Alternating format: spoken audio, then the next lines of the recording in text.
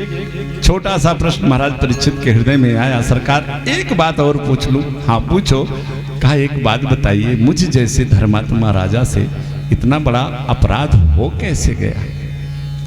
मेरे से एक संत का अपमान कैसे हो गया? सुखदेव जी मुस्कुराए, राजन तुमसे अपराध थोड़ी हुआ है, क्योंकि इस सृष्टि में जो कुछ करता धरता है वो तो मेरा ईश्वर है। किसी ने बड़ा एक सुंदर भाव दिया कि राजन तुम कहते हो कि मुझसे ये चूक कैसी हो गई, मैं धर्मात्मा हूं। तो देखिए, पहला तो मानव का स्वाभाविक गुण होता है कि उससे जीवन में कहीं ना कहीं चूक हो ही जाए।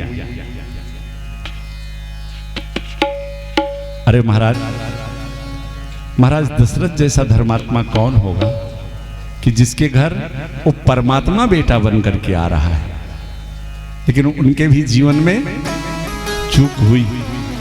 श्रवण जैसे बालक का वध हो रहा है। तो श्री सुखदेव जी महाराज कहते हैं, राजन मानव का स्वाभाविक गुण है और बहन जी तीन चीज होती है। एक तो चूक होती है, चूक सबसे होती है। अगर हम मनुष्य शरीर हमें प्राप्त हुआ है, हम मानव योनि में आए हैं, तो चूक होना निश्चित है।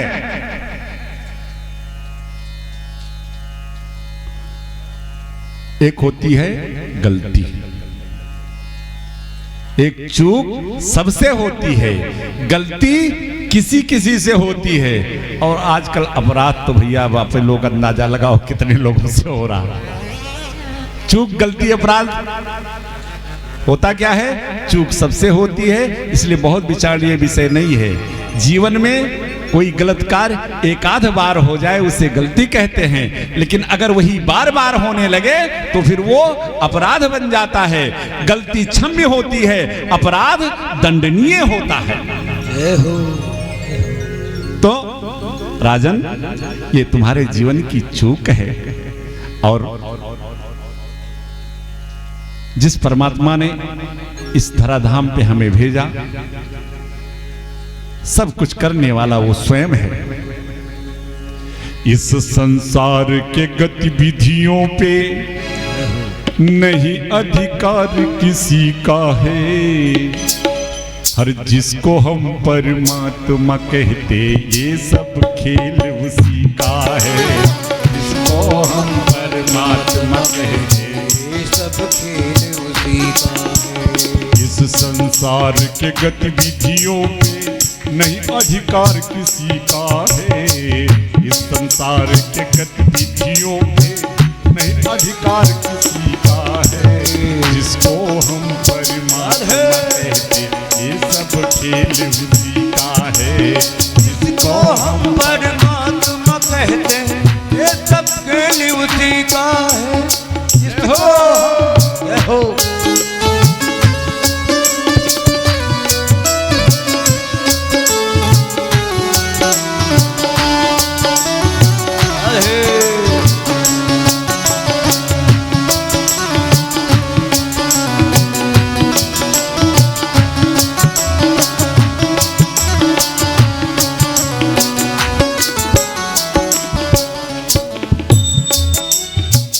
भर को भी नहीं छोड़ता, सदा तुम्हारे साथ में है। सदा तुम्हारे साथ में है, सदा तुम्हारे साथ में है।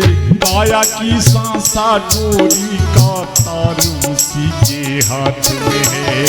काया की सांसा डोरी का तार उसी के हाथ में है। ये हंसना रोना जीना मरना, रोना जीना मरना सब उसकी मर्जी का है। हंसना रोना जीना मरना सब उसकी मर्जी का है। जिसको हम परमात्मा कहते ये सब खेल उसी का है। जिसको हम परमात्मा कहते सब खेल उसी का है। राधे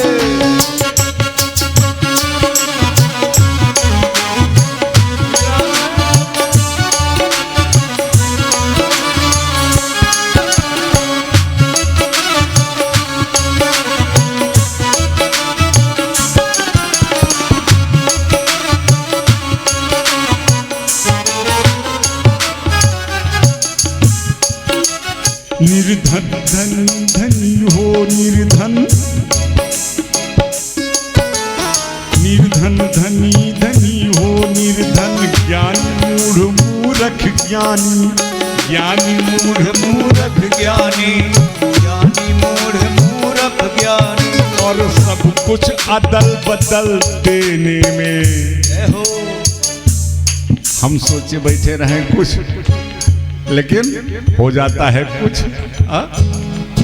क्या हम लोगों ने सोचा था कि ये पंडाल ऐसे खाली रहेगा, बरामदे में कथा होगी?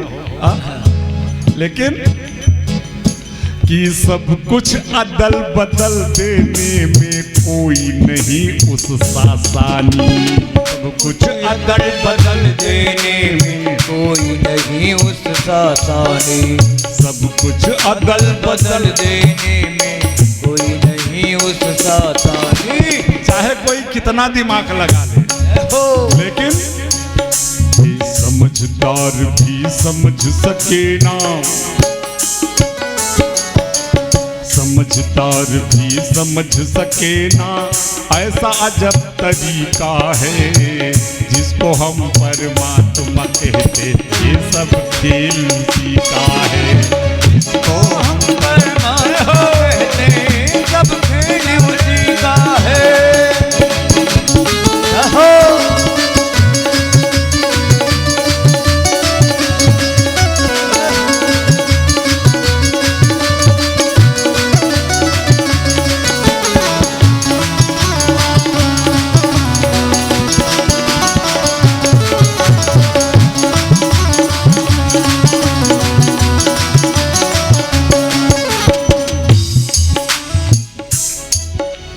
मिट्टी काली पीली हरे वन और आसमान का रंग नीला, आसमान का रंग नीला, आसमान का रंग नीला, सूर्य सुनहरा चंद्रमा शीतल, सब कुछ उसकी है लीला। आज सूर्य चंद्रमा, आज सूर्य सुनहरा चंद्रमा शीतल, सब कुछ उसकी है लीला। कि सबके भीतर स्वयं छुप गया, सबके भीतर स्वयं छुप गया, सृजनहार सृष्टि का है, सबके भीतर स्वयं छुप गया, सृजनहार सृष्टि का है, जिसको हम परमात्मा कहते हैं, सब खेल उसी का है, जिसको हम परमात्मा कहते हैं, सब खेल उसी का है।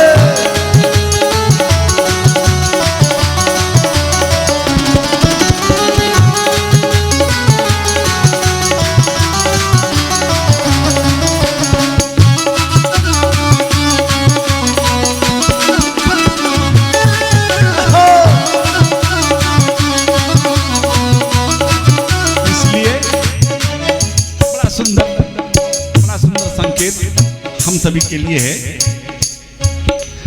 राजेश्वर आनंद अगर सुख, राजेश्वर आनंद अगर सुख चाहो तो मानो शिक्षा, सुख चाहो तो मानो शिक्षा, सुख चाहो तो मानो शिक्षा, सज अभिमान मिला तो उसकी इच्छा में अपनी इच्छा, यदि अभिमान मिला तो उसकी इच्छा में अपनी इच्छा, सज अभिमान मिला तो उसकी इच्छा में अपनी इच्छा, यही मुक्ति का भाव है प्यारे, यही मुक्ति का भाव है प्यारे, सूत्र यही मुक्ति का है, यही मुक्ति का भाव है प्यारे, सूत्र यही मुक्ति का है, जिसको हम परमात्मा कहते हैं, ये सब खेल उसी का है, जिसको हम परमात्मा कहते हैं, ये सब खेल उसी का है। राधे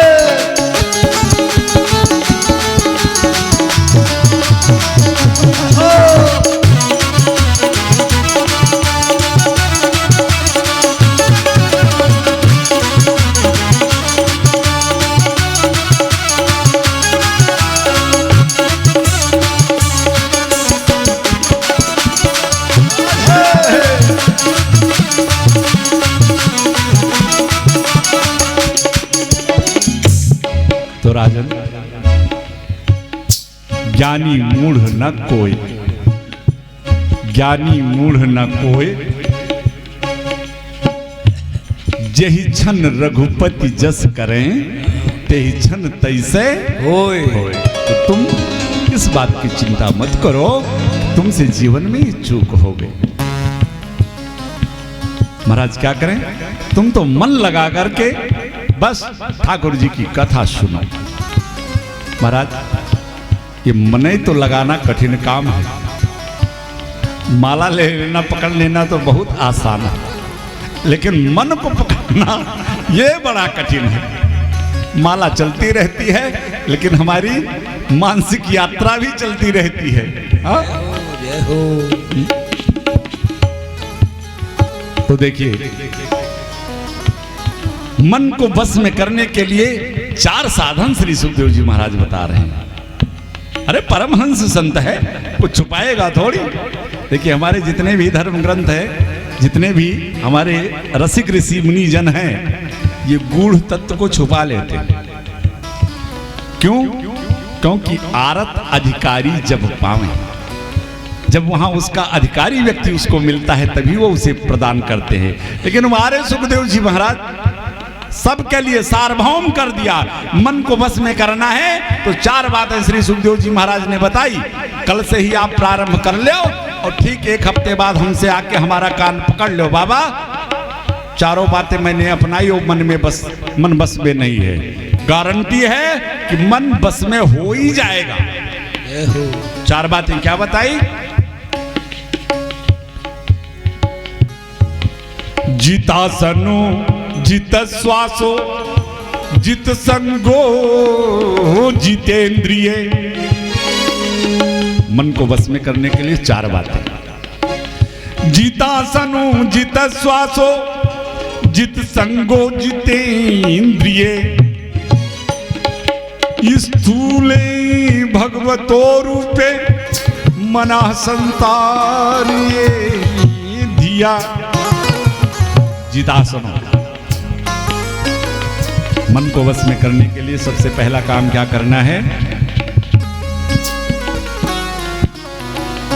आसन को जीतना है। ब्रह्म मुहूर्त में उठो, स्नान इत्यादि करके और आसन लगा करके, आसन शुद्धि करके बैठो और ये संकल्प लो कि 30 मिनट हिलेंगे नहीं। बैठोगे, 5 मिनट के बाद ये मन कहेगा चलो काहे को किसके चक्कर में पड़े, लेकिन नहीं, आसन को जीतना है मुझे, 30 मिनट नहीं उठना है। एक बार बोलेगा, 10-5 मिनट बाद ये फिर बोलेगा, फिर बोलेगा, बार बार बोलेगा, लेकिन आपने ये संकल्प कर लिया है कि मुझे अपने आसन को जीतना है। नहीं उठे। आज 10 बार बोला है तो कल 5 ही बार बोलेगा, अगले दिन 2 ही बार बोलेगा, उसके अगले दिन कहेगा उठता तो है ही नहीं, इससे कहना ही बेकार है, कहना ही छोड़ देगा। ब्रह्म मुहूर्त में हमारे संत 4 प्रकार का स्नान बताते हैं। एक है देव स्नान, ऋषि स्नान, मनुष्य स्नान और राक्षस स्नान। ब्रह्म मुहूर्त में जो हमारे भाईजन, हमारे सनातन धर्मी उठ करके ब्रह्म मुहूर्त में स्नान करते हैं, वो तो देव और ऋषि स्नान का लाभ उठाते हैं। और ब्रह्म मुहूर्त जहाँ समाप्त होता है, विराम होता है, और सूर्य भगवान के उदय होने के पहले जो स्नान कर लेते हैं वो मनुष्य स्नान कहलाता है। और सूर्योदय के बाद सीताराम। अब मन को अपने बस में करने वाले पहले ये विचार करो कि बाबा ने ब्रह्म मुहूर्त में स्नान करने के लिए कहा है। पहले सब ये परंपराएं थी जी, तो इसीलिए मन को अपने हाथ में कर पाना बहुत कठिन हो गया है। जब तक अनुसरण करेंगे नहीं तब तक इतना आसान नहीं है।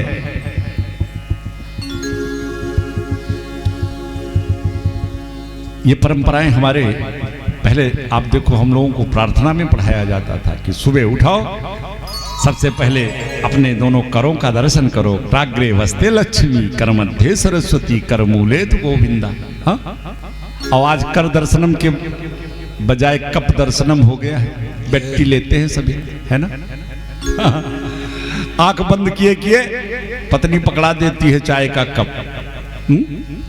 रात भर का जो गर्दा गुब्बार मुंह में भरा हुआ है, सब उसी चाय के साथ जैसी आ रहा। अब अगर कहो कि भैया थोड़ा सा उठ करके हाथ मुंह धो करके ब्रश व्रश करके तब चाय वाय पियो, तो कहते हैं बाबा वो सर दर्द करने लगता है। चलो हम मानते हैं इस बात को कि चाय आपकी व्याधि को मिटाती है, लेकिन एक बात बताएं, चाय की जगह चरणामृत का सेवन करना शुरू कीजिए।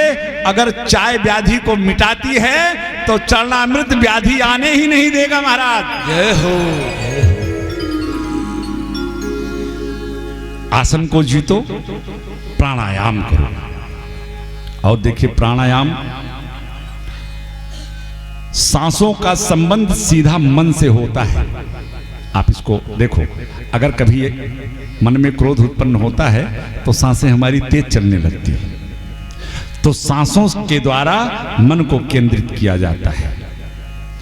आसन को जीतो, प्राणायाम करो, जित श्वासो जित संगो, और असंग हो जाओ। मेरे तो गिरधर गोपाल दूसरो न कोई। ये शरीर स्तंभम स्नायुबंधम मांस सोणित लेपितम चर्मावरंधम दुर्गंधम, शरीर भी नहीं है। अगर केवल एक नाता रिश्ता है तो केवल उस परमात्मा से। चार बातें हमारे श्री सुखदेव जी महाराज बता रहे हैं महाराज परीक्षित को। मन को एकाग्र करने के लिए महाराज परीक्षित बैठ गए। श्री सुखदेव जी महाराज सबसे पहले इस सृष्टि प्रक्रिया के बारे में श्री महाराज परीक्षित को उपदेश करते हैं। ग्रंथ बड़ा विस्तारित है, यात्रा हम सभी को बहुत लंबी करनी है। कल ठाकुर जी का जन्मोत्सव भी मनाना है। सृष्टि प्रक्रिया के उपरांत सबसे पहले महाराज श्री सुखदेव जी महाराज परीक्षित को भगवान के 24 अवतारों के बारे में श्रवण कराते हैं। पहला अवतार शनक सनंदन सनातन सनत कुमार का, भगवान के ही अवतार है। ब्रह्मा जी के द्वारा मानसिक संकल्प से प्रकट हुए। कहा शादी विवाह करो, चलो सृष्टि विस्तार में कुछ मदद करो। कहा बाबा आप तो करो, हम तो चले भजन करने। चारों भैया, इनकी एक विशेषता कि ये पूर्वजों के भी पूर्वज हो करके और हमेशा 5 बरस के ही बने रहते हैं। क्यों? क्योंकि 5 वर्ष के बालक के अंदर कभी किसी प्रकार का कोई विकार नहीं आ सकता, इसलिए 5 वर्ष के ही बने हैं चारों भैया। परीक्षित दूसरा अवतार भगवान ने 12 रूप धारण किया, सूकर का रूप धारण किया। महाराज परीक्षित चौंके, महाराज भगवान ने सूकर का रूप धारण किया। तब श्री सुखदेव जी महाराज कहते हैं, परीक्षित भगवान के ही पार्षद जय और विजय भगवान ने अपने भक्तों सनक सनंदन सनातन सनत कुमार से उन्हें शाप दिलवा करके राक्षस योनि में भिजवा दिया। हिरण्याक्ष और हिरण्याकश्यप के रूप में ये 2 ऐसे राक्षस इस धरा पर प्रकट हुए कि हिरण्याक्ष का वध करने के लिए हमारे सरकार को शूकर रूप धारण करना पड़ा, क्योंकि हिरण्याक्ष ने तो पृथ्वी का ही हरण करके ले जाकर के समुद्र में डुबो दिया। इसने सोचा कौन जाए इधर उधर एक को मारने, इकट्ठे पूरी पृथ्वी को ही डुबो देता हूं, कहानी खत्म। तो प्रलयकालीन समय में जब पृथ्वी जल में डूब जाती है तो जो महान आत्माएं होती हैं वो आकाश मंडल में विचरण करती रहती है। पृथ्वी को डुबो दिया, छुपा दिया हिरण्याक्ष ने, और स्वयं आकाश मंडल में लड़ने वाला ढूंढ रहा है, कोई मिल ही नहीं रहा है। स्वर्ग पहुंचा, सारे देवता स्वर्ग खाली करके भाग गए। वरुण लोग पहुंचा, अरे भैया वरुण, बड़े दिनों से लड़ने की इच्छा है, हाथों में बड़ी खुजली हो रही है, तू ही लड़ ले। वरुण देवता हाथ जोड़ के खड़े हो गए, महाराज बुढ़ापा आ गया है, अब आपसे युद्ध करने की क्षमता तो है नहीं। हिरण्याक्ष आकाश मार्ग से इधर से जा रहा था, उधर से संत नारद जी आ रहे थे, श्रीमन नारायण नारायण करते हुए। हिरण्याक्ष ने देखा, नारद जी को रोक लिया। बाबा,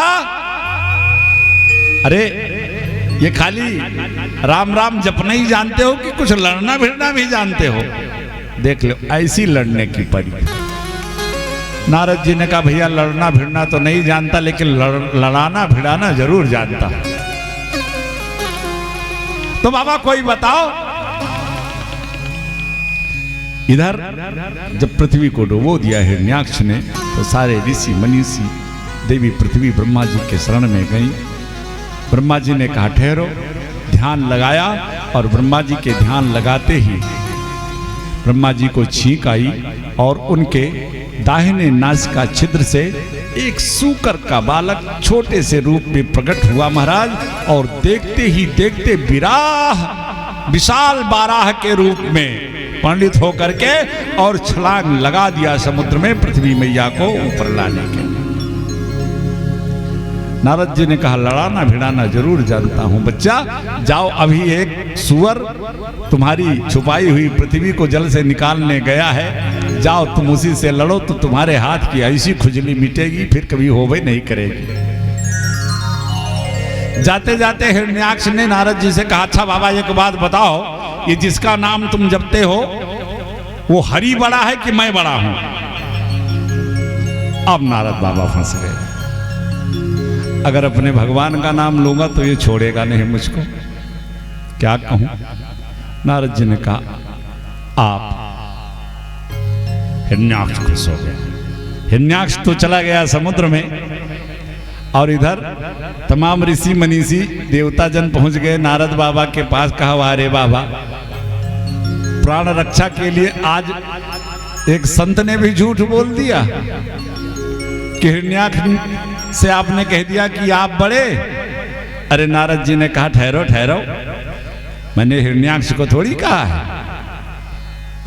कहा तो है आप। तो कहा, आप क्या हिरण्याक्ष का नाम है? अरे आप तो मेरे सरकार का एक नाम है। सांच बराबर तप नहीं कि झूठ बराबर पाप, और जाके हृदय सांच है ताके हृदय। मैंने तो अपने सरकार को कहा। ये हमारे जो संत होते हैं ना, ये अर्थ धारण कर देते हैं, अर्थ को बदल देते हैं, समझ में हमारे बात आए या ना आए। कबीरदास बाबा, बेटे का नाम कमाल, बेटी का नाम कमाली।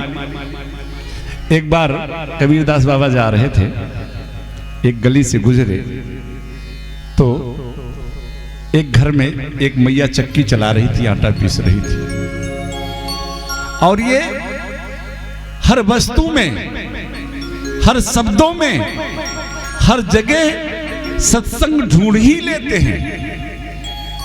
देखिए कबीरदास बाबा ने उस चलती हुई चक्की से सत्संग ढूंढ लिया। चलती चक्की देख के दिया कबीरा जय हो। रोने लगे। बेटा कमाल बगल में खड़ा हुआ था। पिताजी क्यों रो रहे? कहा, बेटे देख रहे हो इसको, दो पाटन के बीच में साबुत बचा ना कोई।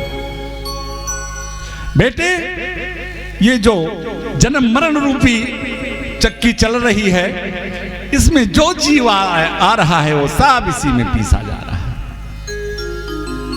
कितना सुंदर अर्थ किया। चलती चक्की देख के दिया कबीरा रोए। बेटे जिस तरह इस चक्की में गेहूं के दाने पिस रहे हैं, ठीक इसी प्रकार जीव जन्म मरण के इन दो पाटों के बीच में पिस रहा। कमाल मुस्कुराया, कहा, पिताजी तो इसमें रोने वाली कौन सी बात है? कहा, फिर चलती चक्की देख के हंसा कमाल ठठाए, हंसा। कहा, पिताजी गौर से देखिए, और जब कबीरदास जी ने गौर से देखा तो चलती चक्की देख के हंसा कमाल ठठाए और देखा कि कील सहारे जो रहे सो सबूत बच जाए। जो माताएं चक्की चलाती थी ना, तो उसमें जो लकड़ी का कीला लगता है तो उसके आसपास थोड़ी सी जगह बची होती है, जो दाना उसमें उस कील से चिपक जाता है, चक्की चलती रहती है पर फिर भी वो सबूत बच जाते हैं। कमाल ने कहा पिताश्री, इस जन्म मरण पाटे के बीच में ये परमात्मा रूपी जो कील है ना, जो जीव इसका आश्रय ले लेगा, इसका सामीप्य ले लेगा, आखिर वो तो सबूत बच जाएगा ना। कमाल ने देखा भैया कमाल कर दिया तुमने। बेटी कहां पीछे रहने वाली थी तिवारी साहब, बेटी का नाम कमाली था। उसने कहा भैया बात तो तुमने सही कही, लेकिन एक बात बताऊं, कील सहारे जो रहें सो नकटे बूचे हुए। कितना भी सन्निकट हैं उसके, लेकिन 2-4 दशके तो लगी जाते हैं ना, उन दानों में कहीं ना कहीं तो कुछ ना कुछ टूट फूट हो ही जाती है। अब कबीरदास बाबा और कमाल दोनों बेटी की तरफ घूमे, कहा कील सहारे जो रहे वो नकटे बूचे होए, अरे दाना सोई सराहिए जो छिटक बाहिरो होए, वो जाए ही ना उसमें। दाना सोई सराहिए जो छिटक बाहिरो होए। तो ये हमारे संत जो होते हैं ना, ये हर जगह से सत्संग ले लेते हैं और अर्थ को बदल देते हैं।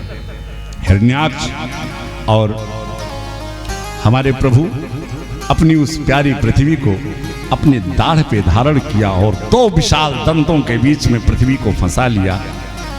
जल से लेकर के पृथ्वी को निकल रहे थे, इतने में हिरण्याक्ष आ गया, पीछे से आवाज दिया, महाराज भगवान उसकी बातों पर बिना ध्यान दिए पृथ्वी को ला करके अपने स्थान पर स्थापित किया और फिर विशाल युद्ध हिरण्याक्ष और प्रभु में हुआ। एक बार तो हिरण्याक्ष के प्रहार से भगवान के हाथ से गदा छूट गई।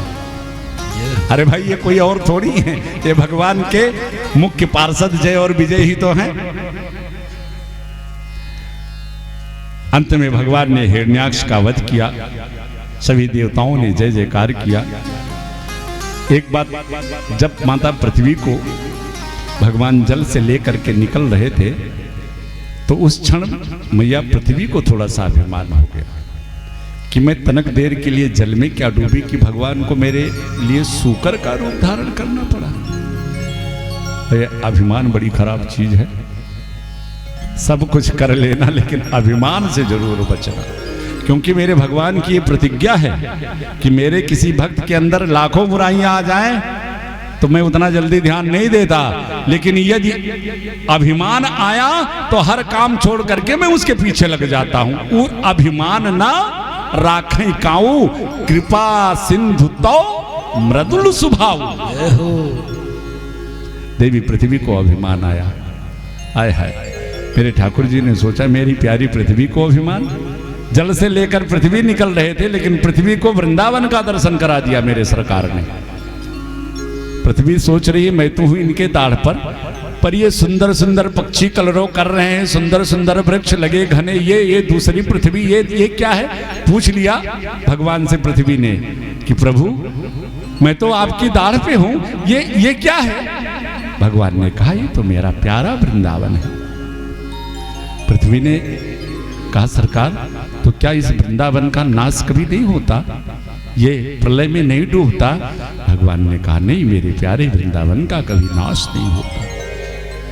पृथ्वी का अभिमान जाता रहा, वो तो सरकार की कृपा थी, हमारे ऊपर अनुग्रह करके मेरे सरकार मेरे लिए आए थे। एक बार तीर्थों के राजा हैं प्रयाग और तीर्थों के गुरु पुष्कर जी कहे जाते हैं। तो एक बार तीर्थराज प्रयाग भगवान के पास पहुंचा, कहा सरकार आपने मुझे तीर्थों का राजा बनाया है। भगवान ने कहा जरूर बनाया है। तो कहा महाराज सारे तीर्थ मुझको कर देते हैं लेकिन आपका ये वृंदावन मुझको कर नहीं देता। भगवान ने कहा सुन, मैंने तुझे तीर्थों का राजा बनाया है, अपने घर का राजा थोड़ी बनाया है। वृंदावन तो मेरा घर है, जय हो। वृंदावन तो मेरा घर है। उस वृंदावन से मेरे श्याम, मेरे कन्हैया एक क्षण के लिए भी दूर नहीं होते। कितने कितने संतों ने, कितने कितने कवियों ने देखिए वृंदावन के वास के लिए क्या क्या। मानुष हो तो वही रस खान, बसो ब्रज गोकुल गांव के ग्वारन। कोई जरूरी नहीं कि मनुष्य बना के ही वृंदावन भेजो, पशु बना दो, अरे तृण बना दो, वृंदावन में वास तो दे दो। कि धन धन वृंदावन रजधानी हमका प्यारी लागेला। धन धन वृंदावन राजधानी हमका प्यारी लागेला। हे धन धन वृंदावन रजधानी हमका प्यारी लागेला।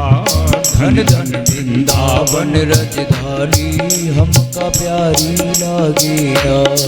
हमका प्यारी लागेला, हमका प्यारी लागेला, हमका प्यारी लागेला, हमका प्यारी लागेला। धन धन वृंदावन रजधानी हमका प्यारी लागेला। धन धन वृंदावन राजधानी हमका प्यारी लागेला। एक बार किसी ने मीरा से पूछ लिया, जय हो। मीरा तुमने तो बहुत सारे तीर्थों का परिभ्रमण किया है, बता तुझे सबसे प्यारा तीर्थ कौन लगा? अरे मीरा ने भी समर्थन किया, आली मोहे लगत वृंदावन। क्यों? जिस धर्म कर्म के लिए हम सभी इतना प्रयास करते हैं महाराज, इतनी बड़ी वस्तु मानते हैं, अरे उस धर्म कर्म की स्थिति वृंदावन में जानते हैं क्या होती है? धर्म कर्म जहां बटत जेवरी और मुक्ति भरे जहां पानी, वो है वृंदावन। जय जय। धन धन वृंदावन राजधानी हमका प्यारी लागेला। धन धन वृंदावन राजधानी हमका प्यारी लागेला। भगवान ने पृथ्वी की स्थापना कर दी, ब्रह्मा जी को आदेशित किया कि सृष्टि का निर्माण करो। महाराज ब्रह्मा जी ने अपने दक्षिणांग से पुरुष और वामांग से कन्या, सबसे प्रथम पुरुष महाराज मनु और प्रथम नारी के रूप में देवी शतरूपा को प्रकट किया। महाराज मनु और देवी शतरूपा इस मानव मात्र के प्रथम मानव हैं। महाराज मनु की 5 संतानें, 3 बेटियां 2 बेटे। स्वयंभू मनु और शतरूपा जिनते भई नर सृष्टि अनुपा। दंपति धर्म आचरण नीका, बहुत पॉइंट की चीज है। दाम्पत्य धर्म उनका कितना उत्तम है कि अजहु गाऊ श्रुति जिन करणी का। जय हो। वेद की श्रुतियां उनके दाम्पत्य जीवन, उनके पति और पत्नी के बीच का जो समन्वय है, उस गुण का वर्णन वेद की श्रुतियां कर रही हैं। आज की स्थिति तो आप सभी देख ही रहे हैं। हाँ?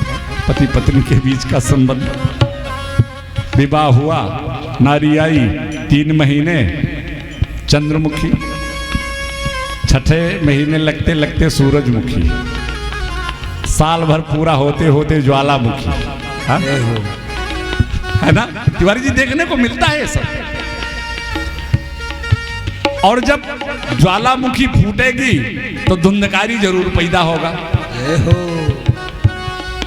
लेकिन देखिए, जहां दंपति धर्म आचरण नीका, अजहु गाव सुरत जिन कर लीका, तो उनके यहां संतानें कैसी आ रही हैं?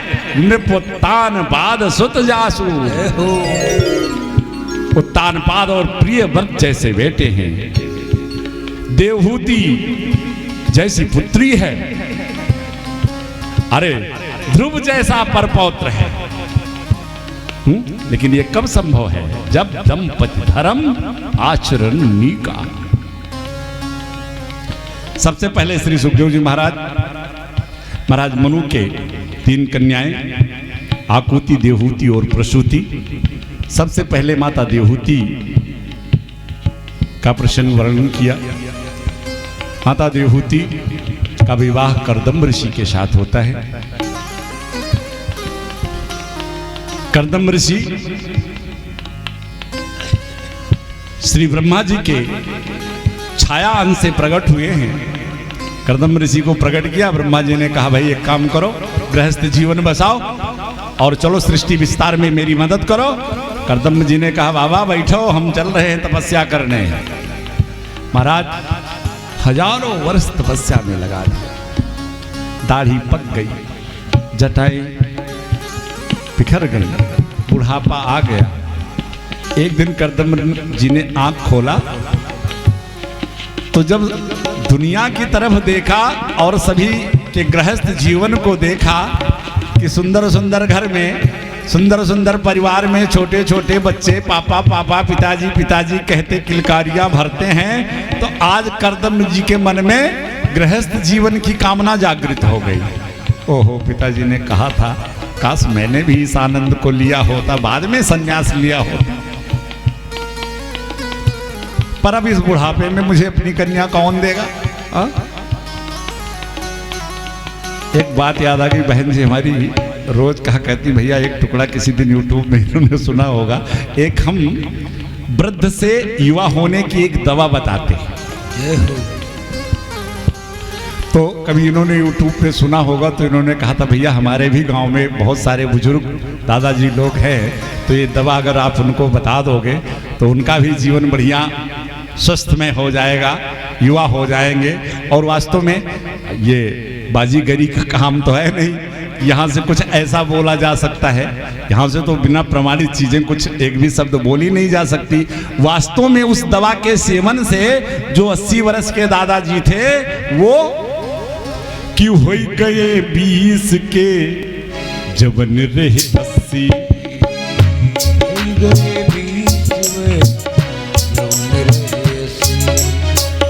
हो गए 20 के जवन रहे 80,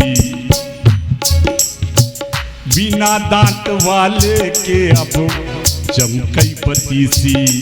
मुंह में एक दांत नहीं था, ऐसे बूढ़े बुजुर्ग दादाजी लोगों ने इस दवा का सेवन किया, उसके प्रभाव से हो गए 20 के, हो गए 20 के जवन रहे 80, बिना दांत वाले के अब चमकई पतीसी। लेकिन बच्ची आज हम देख रहे हैं कि बुजुर्ग हमारे इस गांव के कम हैं, तो हम ये चाहेंगे और दादाजी लोग अगर मेरी आवाज़ बाहर से सुन रहे हों तो वो लोग भी इस बात को सुन लें कि कल जरूर इस दवा को बताएंगे। आज बता देंगे तो आप लोग वंचित रह जाएंगे, तो कल आप सभी आइए, मैं आपको इस दवा को बताऊंगा, इसके सेवन से आपको आनंद मिलेगा। आज के बजाय इसको कल बताएं, ठीक है?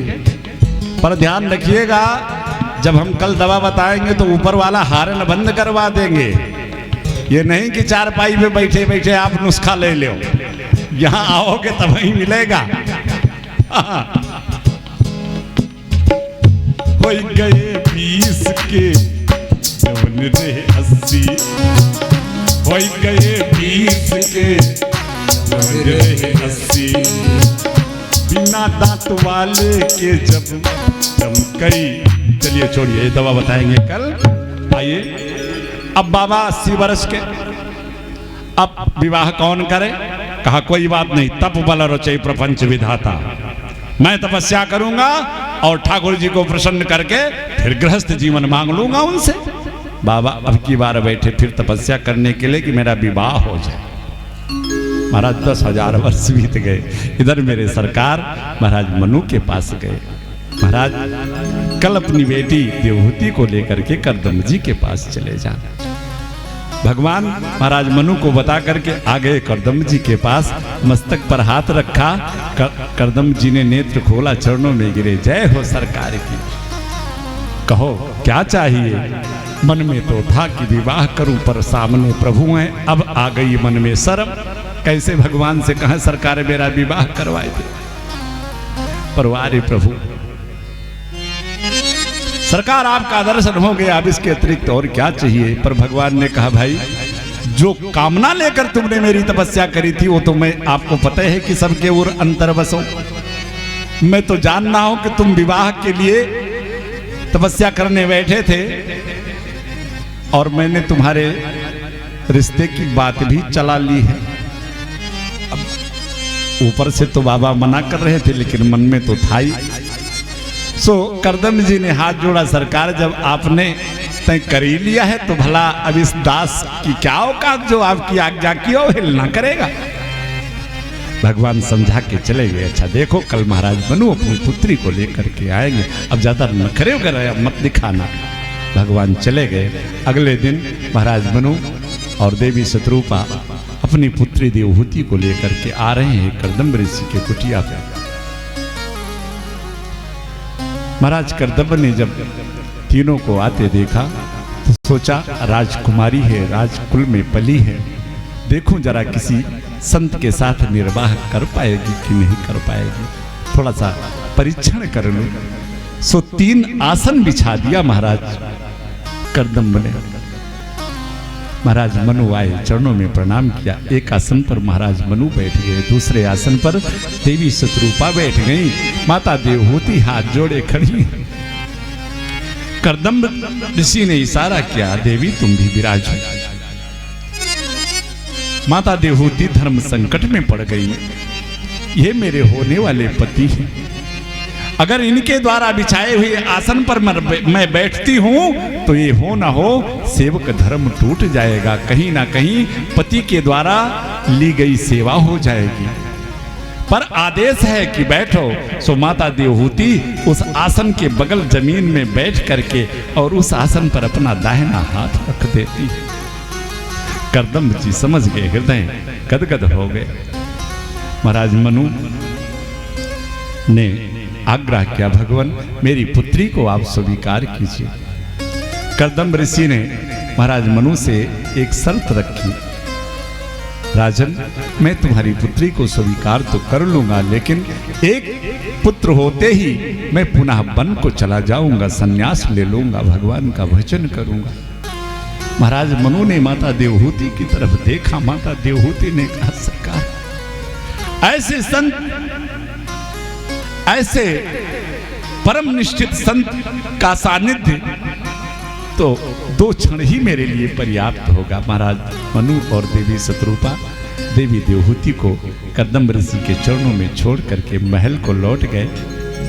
इधर करदम ऋषि ने माता देवहूति का हाथ पकड़ा और कहा, देवी चलो तुम्हें तुम्हारा घर दिखाऊं, और अपनी कुटिया में लेकर के गए। छोटी सी कुटिया, जगह जगह धरती में तमाम छिद्र, किसी में सांप बैठा है, किसी में मेढक बैठा है, किसी में चूहा बैठा है। माता देवहूति ने नीचे देखा, संभाल संभाल के पैर रखना पड़ रहा है। माता देवहूति ने कहा, भगवान ये सब क्या है। करदम जी ने कहा, देवी इस कुटिया को सभी अपना घर मानते हैं। ऊपर देखा तो तमाम पक्षियों के छोटे छोटे घोंसले लगे हुए हैं, ये सब अपना मानते हैं। कहा, महाराज इस कुटिया को यही सब अपना घर मानते हैं तो हमारे आपके रहने के लिए भी है कोई जगह इसमें कहीं। तो 1.5 फीट का छोटा सा आसन कुटिया के कोने में दिखा दिया। देवी अभी तक अकेला रहता था, इसी आसन पर निर्वाह हो जाता था। चलो अब तुम आई हो, अब अपने हिसाब से इस कुटिया को संवारो सजाओ, जैसे बना सको। तुम एक काम करो, इस कुटिया को सजाओ संवारो और मैं थोड़ा भगवान का बैठ के भजन कर लूं। और बैठे भैया तो समाधि में बैठे तो 100 वर्षों तक की समाधि। जय हो जय हो। माता देवहूति उस कुटिया के बाहर अवलोकन करती हैं तो सरोवर पे शेर, सिंह, हिरण सब एक साथ रहते हैं खूब प्रेम से। यहाँ कुटिया में मेढक चूहा सर्प एक साथ रह रहे हैं। कर्दम ऋषि की तपस्या के फलस्वरूप महाराज वहां से पशुओं में से हिंसा समाप्त हो गई है। 100 वर्षों की समाधि लगा के बैठ गए। माता देवहूति एक नरेश पुत्री थी। कोई खाने का साधन नहीं, कोई रहने की व्यवस्था नहीं। रोज बड़े प्रेम से समाधिस्थ पति की सेवा करती है। जल से शरीर पोंछती हैं। जो कुछ होता है, कभी बन के हरे पत्ते खा लिया, कहीं कंदमूल खा लिया। बस रोज मन में यही कामना होती है, कोई बात नहीं, जब मेरे पति की समाधि खुलेगी तब से गृहस्थ जीवन अपना प्रारंभ करूंगी। 100 वर्ष बीत गए। जो एक 18 वर्षीय राजकुमारी महाराज कर्दम के कुटिया में आई थी, आज देखने में एकदम जर्जर अवस्था की बुढ़िया लगने लगी। शरीर पे झुर्रियां पड़ गई, बाल पक गए, बालों के लटे बन गए।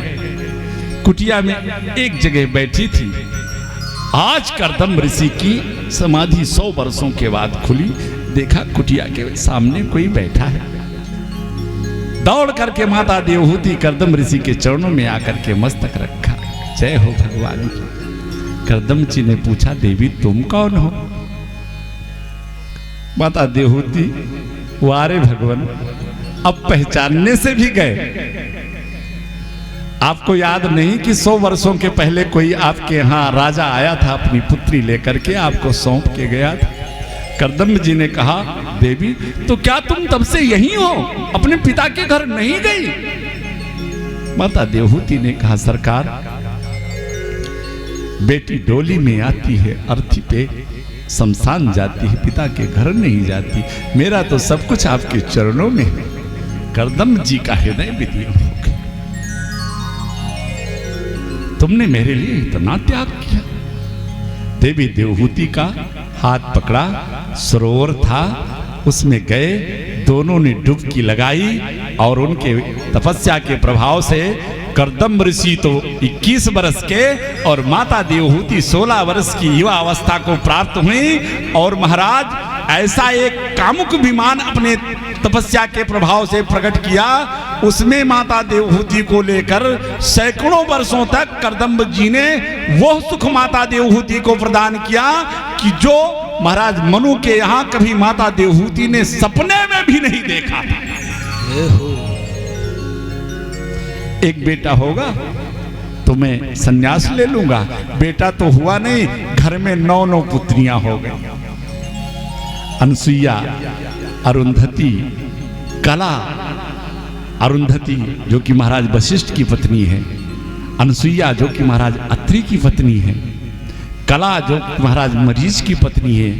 9 कन्याएं घर में हो गई। 9 कन्याएं होने के उपरांत एक दिन कर्दम जी ने माता देवहूति से कहा, देवी देखो, अब तुम्हारे घर बेटा तो हो नहीं रहा है, अब मैं चल रहा हूँ तपस्या करने।